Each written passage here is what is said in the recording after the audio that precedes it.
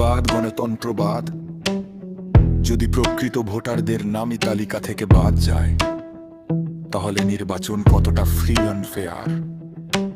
Vote নেই মানে কণ্ঠ নেই। প্রমাণের বোঝা সাধারণ মানুষের ওপর কেন? যারা বছরের পর বছর ভোট দিয়েছে তাদের আবার কেন নিজের পরিচয় প্রমাণ করতে হবে? নাগরিকত্ব কি বারবার প্রমাণ করতে হবে? কাগজে ঠিক, বাস্তবে জটিল।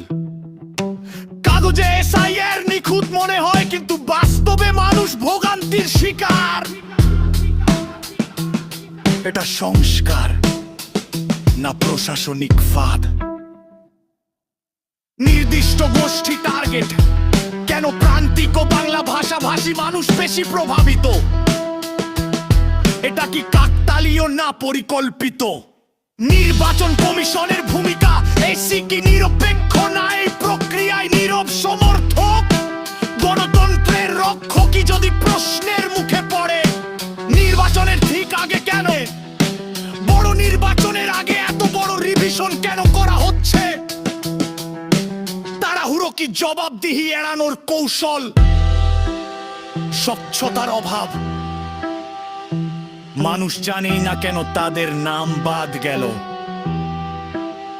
কারণ ছাড়া বাদ, জবাবদিহি নেই।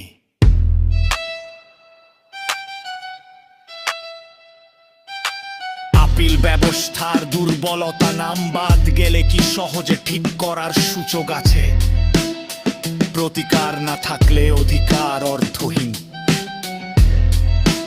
নতুন নাম যোগ, পুরনো নাম বাদ। একদিকে নতুন ভোটার যোগ হচ্ছে, অন্যদিকে পুরনোরা বাদ যাচ্ছে। তালিকা ঠিক হচ্ছে না, বদলে ফেলা হচ্ছে। মূল প্রশ্ন,